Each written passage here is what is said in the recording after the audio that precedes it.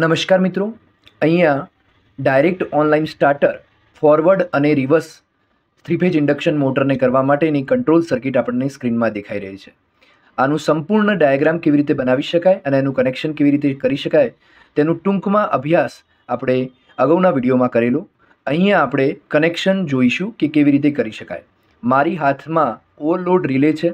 Overload રિલેમાં આપણે જો control circuit બાજુમાં જે દેખાય છે ત્યાં જોઈએ તો 95 અને 96 ટર્મિનલમાં ઓવરલોડ રિલેમાં કનેક્શન થાય છે. જે 96 ટર્મિનલનું આપણે સ્ટોપ બટન જોડે કનેક્શન કરીશું. સ્ટોપ બટનમાં આપણે કયા ટર્મિનલ લઈશું તો NC ટર્મિનલનો ઉપયોગ કરીશું. NCનું પૂરું નામ થાય નોર્મલી ક્લોઝ જે બટન્સ હોય એનો આપણે ઉપયોગ કરીશું. તો અહીંયા 96 નંબરનો છેડો મેં અહીંયા કનેક્ટ કર્યો. ત્યારબાદ હવે હું એક બીજા વાયરની મદદથી સ્ટોપનો જે NC છે બીજો છેડો એ આગળ કનેક્ટ કરીશ. ઓકે, પણ અહીંયા મેં બે છેડા લીધા છે કારણ કે આપણે સર્કિટમાં દેખાય છે કે આપણે એક જે સ્ટાર્ટ બટન છે એ ફોરવર્ડ સાઈડનું પણ કનેક્ટ કરવાનું છે અને એક રિવર્સ સાઈડનું પણ કનેક્ટ કરવાનું છે. તો અને સ્ટાર્ટ બટનમાં આપણે જનરલી એનો કોન્ટેક્ટ લેતા હોઈએ છીએ, નોર્મલી ઓપન કોન્ટેક્ટ્સનો આપણે ઉપયોગ કરતા હોઈએ છીએ. તો એક વખત ફોરવર્ડ સાઈડનું કનેક્ટ કર્યું અને બીજી વખત રિવર્સ સાઈડનું કનેક્ટ કરીશું. ઓકે, અહીંયા OLRનો એક છેડો બાકી છે, 95 નંબરનો છેડો જે કંટ્રોલ સર્કિટને સપ્લાય આપશે. જે છેડાની મદદથી આપણે સંપૂર્ણ સર્કિટ, કારણ કે આખી જે કંટ્રોલ સર્કિટ ચલાવવા માટે 230 વોલ્ટ અથવા 440 વોલ્ટની જરૂરિયાત પડતી હોય છે. હવે જે ફોરવર્ડ સાઈડનું એનો બટન એટલે કે સ્ટાર્ટ બટન છે એનો બીજો છેડો છે એ કનેક્ટ થશે ફોરવર્ડ બ્લોક સાથે. ઓકે, તો ફોરવર્ડ બ્લોકમાં ક્યાં કનેક્ટ થશે તો A1 ઉપર કનેક્ટ થશે. તો અહીંયા A1 ઉપર આપણે કનેક્શનના જોઈન્ટ આપી દઈએ. તો આપણે આ રીતે કનેક્ટ કરી રહ્યા છીએ. સેમ વે હવે આપણે રિવર્સ સાઈડે પણ આ વસ્તુ કનેક્ટ કરીશું.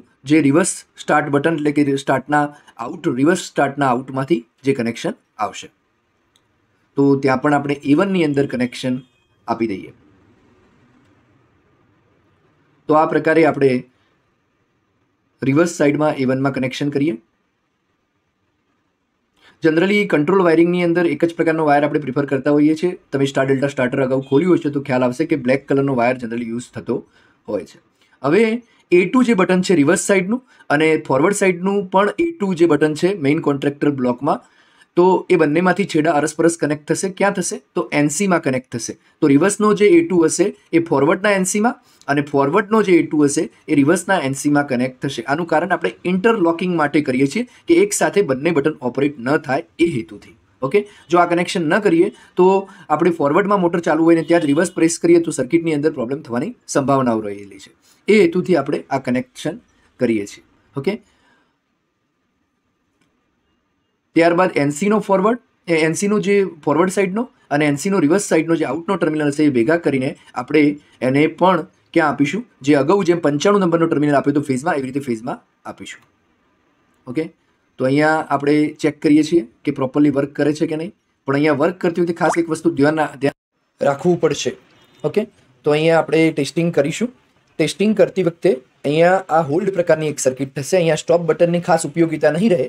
અહીંયા આપણે એક કનેક્શન હજુ કંટ્રોલ સર્કિટનું કરવાનું બાકી છે, 13 અને 14 નંબરના ટર્મિનલનું એ કનેક્શન કરીશું. ત્યારબાદ આ એક કમ્પ્લીટલી કંટ્રોલ સર્કિટ થશે. અત્યારે એ સર્કિટ કયા પ્રકારની થશે જોઈ લઈએ. સપ્લાય ચાલુ કરીએ. સ્ટાર્ટ બટન છોડો, રિવર્સનું સ્ટાર્ટ બટન છોડો, ફરીથી એક વાત કરો,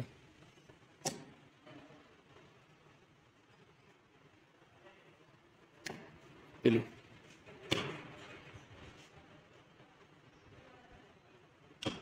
હવે આ સર્કિટમાં જ્યારે આપણે બટન દબાવી રાખતા હતા ત્યાર સુધી સર્કિટ ચાલુ રહેતી હતી. એના માટે હવે કરીશું શું તો જે સ્ટાર્ટના જે NC બટન હતા એના સ્ટાર્ટનું જે સ્ટોપમાંથી જે બટન આવતું હતું એનું 13 નંબરમાં કનેક્શન અને ફોરવર્ડ બ્લોકમાં જે A1માં કનેક્શન જતું હતું એનું આપણે 14 નંબરના NOમાં એટલે ફોરવર્ડ બ્લોકના NO અને એવી રીતે રિવર્સ બ્લોકના NOનું કનેક્શન આપણે સ્ટાર્ટ બટનની અંદર કરીશું. અહીંયા સ્ક્રીન ઉપર આપણને દેખાઈ રહ્યું છે કે સૌપ્રથમ આપણે સ્ટાર્ટની અંદરથી વાયર કાઢ્યો અને હવે એને 13 નંબરના ફોરવર્ડ બ્લોકની NOમાં કનેક્ટ કરીશું. ઓકે, તો અહીંયા NOનો ટર્મિનલ જોઈ લઈએ આપણે. તો આ 13 નંબરના એનોમાં કનેક્ટ કરીએ. આ ઉપરની જે ઠેસીવાળો બ્લોક આપણે એટલા માટે જ લગાવીએ છીએ કારણ કે એનસી ટર્મિનલ અંદર ઇનબિલ્ટ આવતો નથી.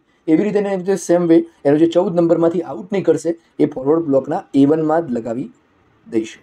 ઓકે, આનાથી શું થશે કે સર્કિટ જ્યારે એક વખત એટ્રેક્ટ થશે આપણા પ્રેસ કરવાથી તો આ જે એનોવાળી સર્કિટ હશે એ એને પકડી રાખશે. જ્યાર સુધી સ્ટોપ બટન દબાવવામાં નહીં આવે ત્યાર સુધી એની મેગ્નેટિક કોઇલ ડી એનર્જાઇઝ થશે નહીં. અન્યથા મેગ્નેટિક કોઇલ આપણે જ્યારે સુધી પ્રેસ કરીશું ત્યાર સુધી જ કામ કરશે. તો ઓકે, તો આ પ્રકારે જેમ આપણે ફોરવર્ડ બ્લોકમાં કનેક્શન કરીએ છીએ એવું ને એવું કનેક્શન રિવર્સ બ્લોકમાં પણ કરીશું. તો રિવર્સ બ્લોકમાં શું કરીશું એ અહીંયા જુઓ, એનોનું કનેક્શન આપણે કર્યું. હવે આપણે આ બીજું કનેક્શન લઈ લઈએ જે રિવર્સના સ્ટાર્ટ બટનમાંથી કનેક્શન લઈશું અને એ લઈ જઈશું આપણે રિવર્સ સાઈડના એનો બટનમાં લઈ જઈશું. ઓકે, તો અહીંયા રિવર્સ સાઈડના એનોમાં કનેક્શન કર્યું 13 નંબર ઉપર અને ત્યાંથી આપણે આઉટપુટ જે 14 નંબરનો વાયર આવશે એ A1ની અંદર કનેક્શન એનું કરીશું. ઓકે, જો અહીંયા આપણે A1ની અંદર કનેક્શન કરી રહ્યા છીએ. અહીંયા પહેલાં A1માં આપી દીધું છે ને હવે 14 નંબરમાં કનેક્શન કરીએ છીએ. તો આ પ્રકારે કનેક્શન કરવાથી હવે જે સર્કિટ બનશે એ હોલ્ડ પ્રકારની સર્કિટ બનશે. આપણે ટેસ્ટિંગ દ્વારા પણ એને સમજવા પ્રયત્ન કરીશું. ઓકે, તો અહીંયા આપણે ઓન કરીએ છીએ. જોઈ દબાવ છોડ દો. ચલો પેલું સ્ટાર્ટનો રિવર્સ ચાલુ કરો. થાય છે કેમ? દબાવ. હવે ચલો પેલું ફોરવર્ડ ટ્રાય કરો. નહીં કરતો ને કેમ? એના માટે જ આપણે એનસી લગાવી. ચલો સ્ટોપ કરો. પોર્શન ખુલ્લો પડી ગયો. ફરી કરો. હવે ફાઇનલ ટેસ્ટિંગ માટે આપણે મોટરના જે 3 ટર્મિનલ હતા એમાંથી ટોટલ 3 કોઇલમાંથી 6 વાયર નીકળશે.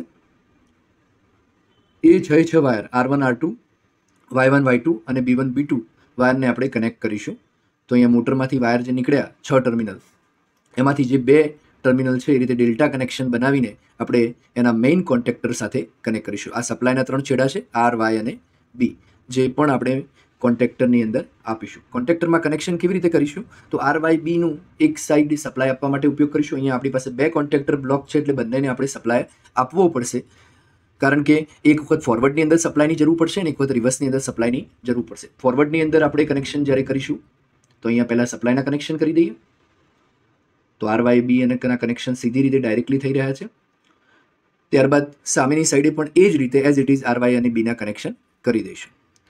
ધ્યાન એટલું રાખવાનું છે જ્યારે ફોરવર્ડ અને રિવર્સ બ્લોકની અંદર કનેક્શન કરીશું તો ફોરવર્ડની અંદર તો ડેલ્ટા કનેક્શન આપણે સીધું કરી દઈશું પણ રિવર્સની અંદર ડેલ્ટા કનેક્શનમાં એક છેડો ઉલટાઈશું જે અહીંયા આપણને સ્પષ્ટપણે દેખાશે. અત્યારે પહેલાં સૌપ્રથમ RYBના કનેક્શન જોઈ લઈએ. તો અહીંયા આરનું કનેક્શન, તો અહીંયા કપલિંગ એટલા માટે જ કર્યું છે. આરમાં ડબલ કેબલ, વાયમાં ડબલ કેબલ ને બીમાં ડબલ કેબલ સરળતા થાય દેખવામાં પણ. ઓકે, તો અહીંયા વાય સામે આપી દીધો, પેલો આર આપેલો દેખાય છે તમને, વાય આપી દીધો. ત્યારબાદ હવે બીના કનેક્શન પણ કરી દઈશું એઝ ઇટ ઇઝ. તો 2 છેડા લઈ